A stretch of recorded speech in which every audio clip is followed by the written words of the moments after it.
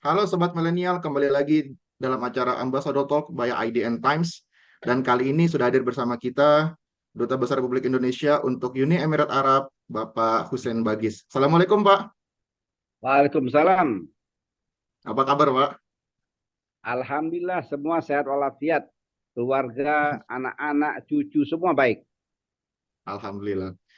Apa nih Pak kesibukan belakangan ini Pak? Karena terakhir kita ketemu kalau nggak salah tahun 2021 ya Pak di acara yang sama. Cuman waktu itu kita membahas seputar bagaimana kedekatan awal-awal hubungan lah Pak antara salah satu pangeran di Uni Emirat Arab dengan Pak Jokowi.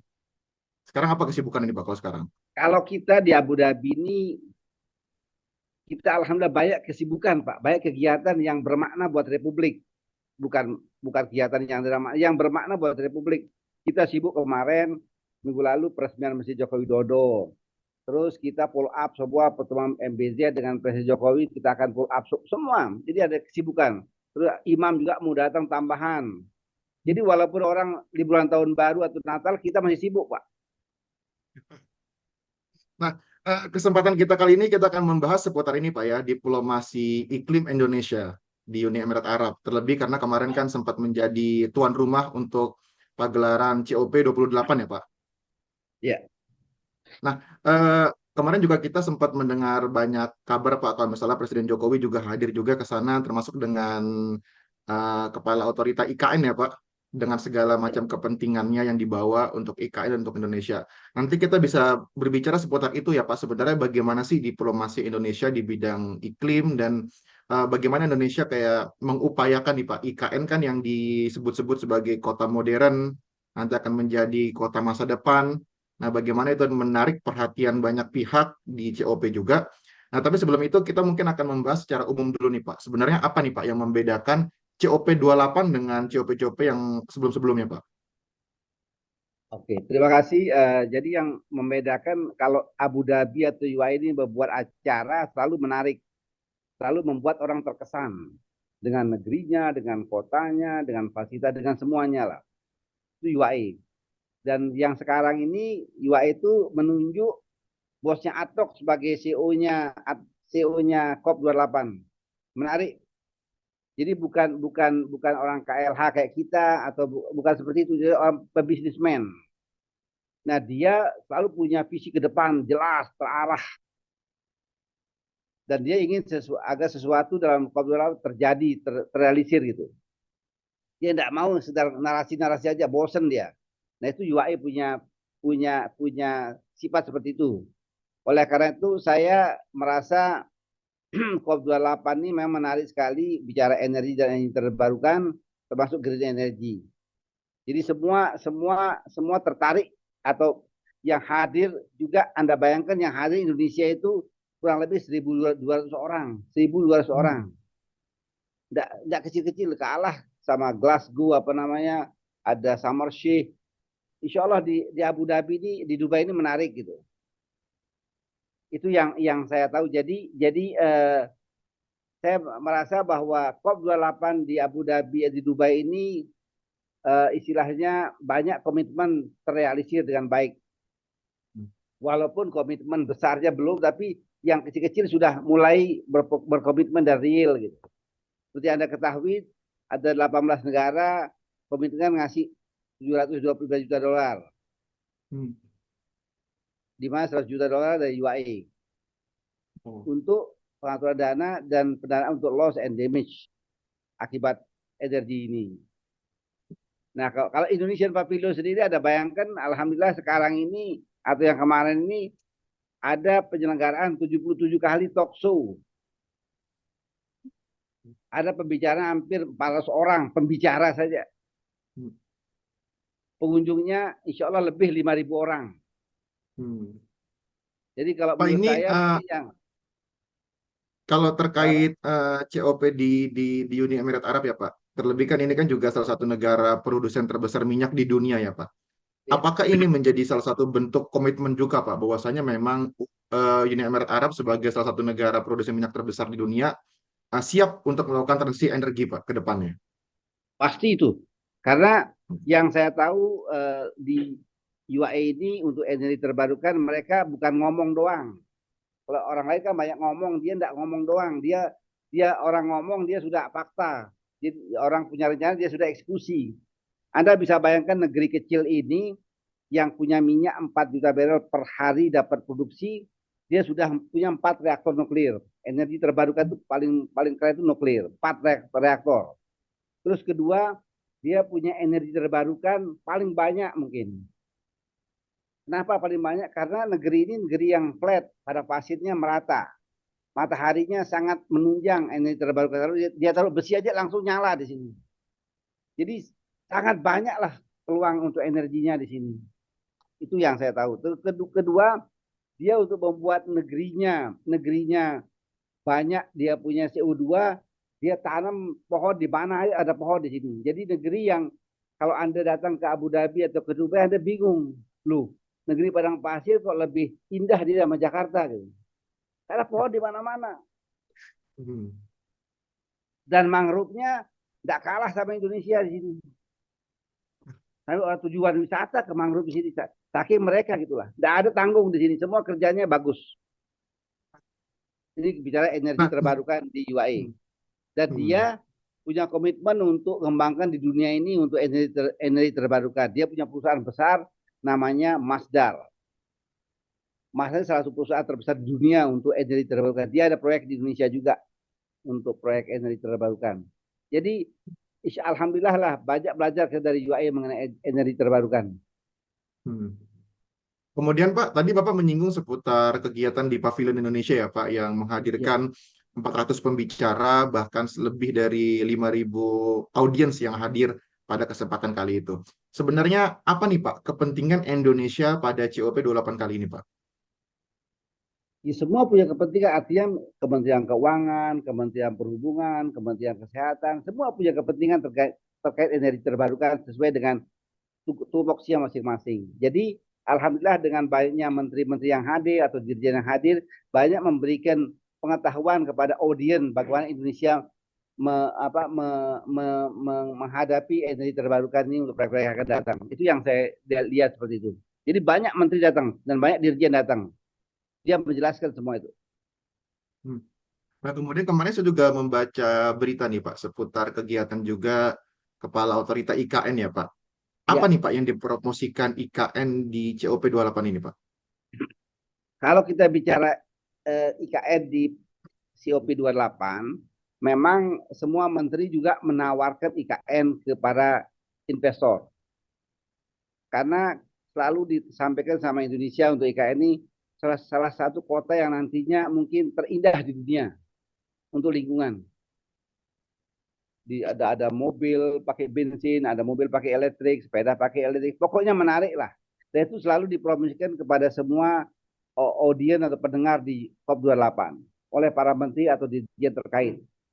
Nah, kemudian kalau bicara proyek investasi di IKN, tentunya Abu Dhabi sudah mulai masuk. Misalnya ada sekarang di Indonesia sudah ada Cirata, proyek ini terbarukan. Sebentar lagi akan masuk ke IKN juga semua. Jadi Mhm. jadi saya pikir IKN ini sudah sesuai dengan target yang kita rencanakan. Kalau so far bagaimana Pak dengan respon Pak mungkin kepala negara yang hadir dengan mendengar konsep IKN? Kan kalau mungkin kita membayangkan beberapa tahun lalu kan IKN hanya sekedar konsep ya Pak, tapi sekarang kan sudah mulai ada pembangunan, sudah mulai kelihatan lah Pak aura-aura mau pindah ibu kotanya. Nah, bagaimana nih Pak setelah itu kembali ditekankan oleh Pak Jokowi juga di sana? Ya alhamdulillah Pak Jokowi selalu mendorong kepada Presiden UAE MBZ dan orang-orang di sekitarnya untuk datang atau berkunjung atau investasi di IKN. Nah, beliau biasanya UAE ini selalu kalau bicara investasi dia minta proposal yang detail, Hmm. yang jelas dan faedah menguntungkan. Saya wajar lah. Jadi mereka menunggu informasi dari Jakarta mengenai proyek-proyek yang ditawarkan untuk investasi di IKN yang tentunya menarik dan menguntungkan mereka. Hmm. Di luar IKN nih Pak juga yang sering disampaikan terus oleh Bu Menlu adalah bagaimana Indonesia siap menjadi salah satu rantai pasok untuk electric vehicle nih Pak. Nah, apakah itu juga kemarin sempat disuarakan juga di COP28 itu, Pak?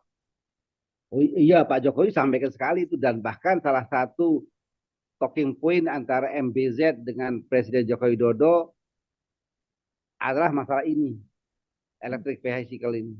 Jadi jadi kita sekarang sedang menunggu dari Jakarta bagaimana format konsorsium yang sudah terjadi di Indonesia antara misalnya Indonesia, Cina dengan Jepang, atau Indonesia, Jepang dengan siapa. Nah, kita lagi tunggu formatnya. Kita akan menawarkan juga ke mereka seperti itu. Jadi nanti akan ada Indonesia UAE dengan Amerika, atau Indonesia UAE dengan Jerman dan sebagainya. Nah, Hmm. lebihnya mereka ini kalau mereka ikut terlibat dalam konsorsium produk tadi, lebihnya mereka lebih mudah menjual produk-produk yang dihasilkan oleh konsorsium itu. Kenapa? Karena mereka punya investasi besar di BMW, di Rolls Royce, di Jaguar. Dia investasi semua. Jadi kalau dia punya Hmm. produk, tentunya lebih mudah dia masukkan. Nah, itu Hmm. filosofi Pak Jokowi mengajak UAE untuk ikut konsorsium. Dan kita lagi Hmm. menunggu sekarang formatnya. Insya Allah awal tahun depan kita akan sukseskan semua itu. Hmm. Nah, tadi Bapak juga menyinggung ya Pak soal ada banyak negara-negara yang mungkin tertarik investasi dengan Indonesia. Tadi Bapak menyinggung seperti Jerman juga, ada Amerika. Kemarin juga saya sempat menghadiri diskusi seputar IKN, ada Korea Selatan, ada Cina, ada juga Uni Emirat Arab. Nah, kalau dari Bapak sendiri Pak, sebenarnya apa nih Pak kelebihan kalau kita berbicara seputar investasi yang akan diberikan dari Uni Emirat Arab ketimbang negara-negara lainnya Pak? Oke, kalau bicara ibarat Arab, tentunya negeri ini negeri kecil tapi punya uang banyak. Ya, punya uang yang banyak. Bagaimana kita mengelola uangnya atau bisa mengambil uang yang banyak itu investasi di Indonesia.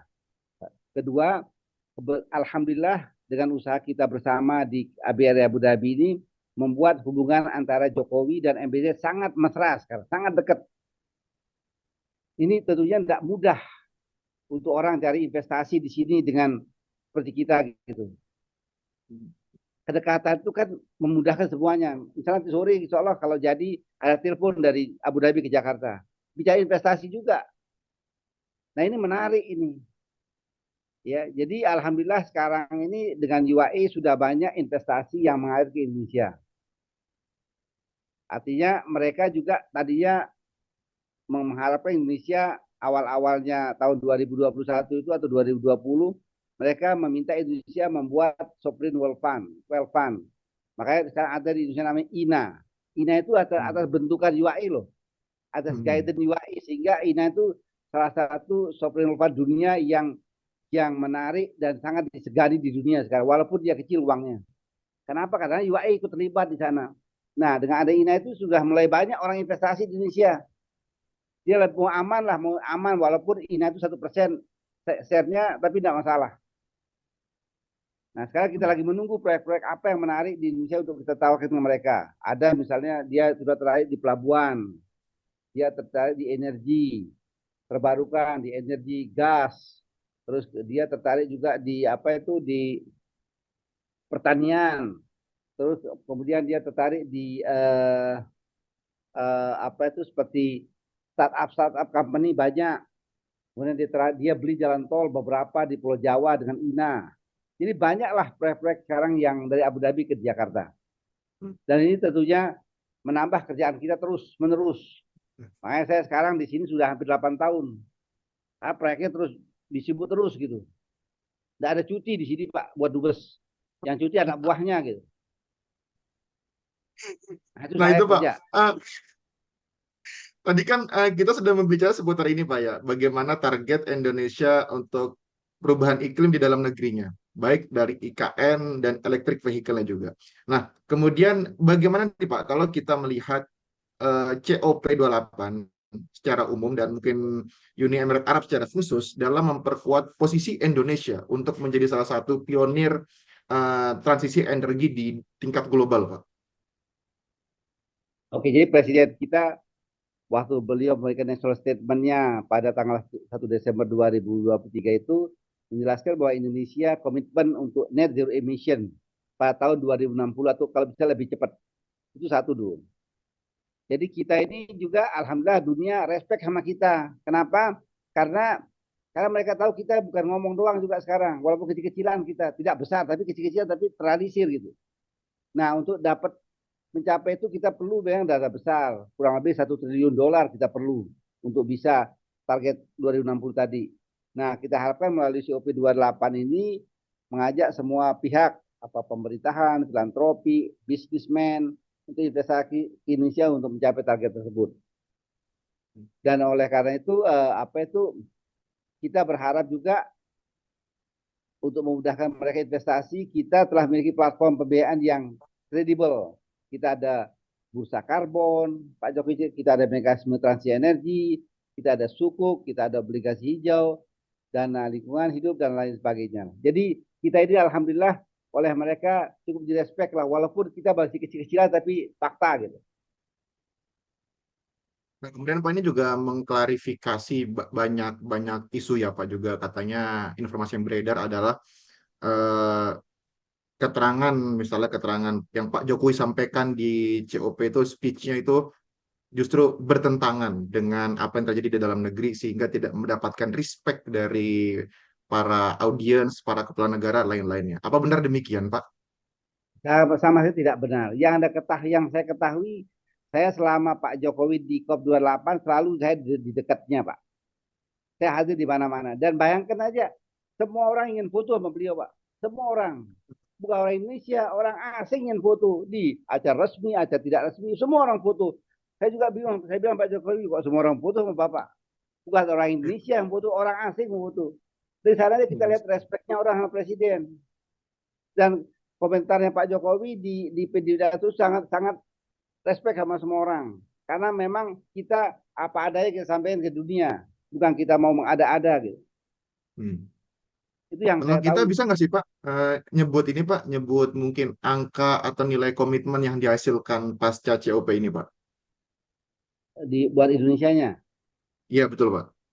Buat Indonesia aja, ya tentunya tidak bisa kita langsung sampaikan sekarang, tapi mungkin bulan depan awal Januari kita bisa berikan komitmen atau bisa dapatkan komitmen dari mereka berapa mereka cari investasi kayak di energi, kayak di di elektrik vehicle elektrik, di data center, di mangrove dan sebagainya. Kita akan tahu awal tahun depan insya Allah.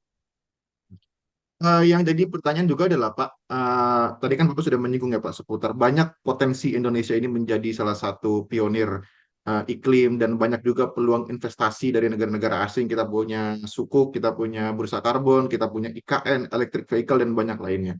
Dan banyak juga Pak yang mengatakan, misalnya dari BKPM juga sebenarnya itu investor sudah ngantri Pak, sudah ngantri, tinggal kita aja milih mau mana yang masuk. Nah, kalau dari Uni Emirat Arab sendiri Pak, sebenarnya apa sih Pak yang sehingga pada akhirnya mereka yakin nih Pak, oke saya akan naruh uangnya, ada nggak Pak kendala-kendalanya sehingga hal itu masih belum tercapai gitu Pak? Kalau kendala sih pasti ada, pasti ada. Ada beberapa yang lancar ada, tapi ada beberapa juga yang kita turun tangan untuk menyelesaikannya Pak. Jadi masalahnya kadang-kadang, sorry, misalnya pelabuhan. Di level menteri aja oke, level dirjen kadang-kadang di bawahnya ya itu ini repot. Tapi coba kita sudah semua lah. Kemudian juga tarif, misalnya tarif tol harusnya naik, tapi lama naiknya. Nah itu membuat investor juga bingung kenapa lama naiknya. Akhirnya kita coba Hmm. selesaikan, alhamdulillah selesai. Jadi ada masalah, tapi sekarang tidak seperti masalah sebelum-sebelumnya. Lebih banyak masalah kecil-kecil lah. Jadi memang apa nih Pak, kalau misalnya boleh di downgrade nih Pak, kendala-kendala yang mungkin menjadikan tantangan tuh agak sulit atau misalnya terhambat Pak pendanaannya Pak atau investasinya. Kalau saya punya filsafat begini Pak, bahwa mereka ini akan investasi di Indonesia kalau proyeknya itu clean, clear, dan faedah buat mereka.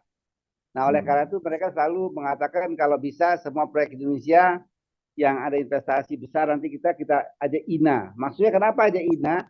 Supaya INA bisa memudahkan kalau ada masalah-masalah, Pak. Enggak dia lagi yang handle. Gitu. Apa proyek nanti kita cara pengembangan proyek agro di Papua, Pak. Itu big project dari Abu Dhabi nanti. Kita lagi nunggu dia punya status sekarang dan lain sebagainya. Kemudian ada juga energi di Andaman. banyaklah proyek-proyek yang dalam waktu dekat akan terrealisir di Indonesia, Pak. Kalau Jadi kita bicara mudah-mudahan ranking Pak atau peringkat Pak, sekarang Uni Emirat Arab menjadi investor terbesar berapa di Indonesia Pak? kalau dia, nah ini bicara data, sistem pendataan kita kadang-kadang tidak jelas, Pak. Maksudnya begini, jadi proyek yang masuk perbankan atau ini tidak dimasukkan dalam data investasi. Oh iya. Jadi dia untuk Anda ketahui sekarang ini Abu Dhabi dapat proyek gas di Andaman, dia punya kapasitas 6 metrik ton apa itu. Pokoknya 80% sebesar Masela Project. Baru satu budak energi, Pak. Dapat sekarang sudah diumumkan di dunia, dia dapat proyek gas yang kalau istilahnya kalau dibuat tabung gas yang melon itu, Pak, bisa 40 Iya. miliar tabung dia bisa produksi, Pak. Nah, ini kan menarik, Pak. Memang kita kerjakan semua itu, Pak. Dan banyak proyek-proyek lain lah. Dan mudah-mudahan nanti dengan semakin sadarnya BUMN terutama akan memudahkan kita untuk mendapat investasi di sini. Termasuk Pak Erick Thohir sekarang sering kemari, Pak, nawarkan proyek juga, Pak. Jadi lebih menarik sekarang, Pak, dibanding sebelum-sebelumnya. Komitmen terbaru Pak Uni Emirat Arab seputar IKN mungkin perlu penegasan lagi nih Pak. Kalau saya mau memberikan penjelasan, saya selalu sering ketemu para menteri terkait di sini, Menlunya, Menteri Suhelnya, dan sebagainya. Selalu kita tanya itu. Dan biasanya mereka akan sampaikan bahwa mereka tetap komitmen untuk investasinya termasuk di IKN, Pak. Nah, mereka lagi menunggu sekarang apa proyek-proyek yang bisa ditawarkan ke mereka. Itu aja, Pak. Kami sering telepon Pak Bambang Susanto juga coba berikan proyek apa yang bisa ditawarkan ke mereka yang ada faedah gitu. Jadi di sini Pak ada proyek yang investasi, ada amal jariah juga. Kita bangun masjid, kita bangun rumah sakit itu amal jariah mereka, Pak. Itu tidak ngitung dia. Jadi ngasih tangan kanan, tangan kiri tidak kelihatan, tidak tahu gitu. Kemudian Pak, kita kan juga memasuki tahun politik ya Pak. Apakah itu akan menjadi hambatan juga dalam investasi juga Pak? Sama saya tidak ada, Pergantian Pak. rezim. Mereka justru semakin senang sekarang dengan investasi di Indonesia, Pak. Insya Allah tahun depannya akan banyak investor dari UAE ke Indonesia, Pak. Oh, Gak usah justru khawatir lah. itu. Indonesia itu dipuja sama UAE, Pak. Termasuk ini ya Pak, yang jadi isu juga kan banyak negara-negara yang mungkin quote and quote adalah tidak terlalu mendukung upaya hilirisasi Indonesia. Justru posisi Uni Emirat Arab mendukung upaya itu kah Pak? Atau gimana? Sangat mendukung, Pak. Hilirisasi, Pak.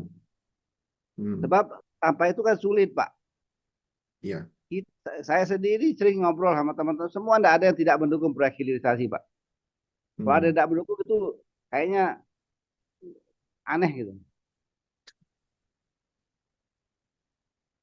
Jadi isu banget itu Pak sekarang Pak menjelang pemilu Pak. Oh iya, biasalah.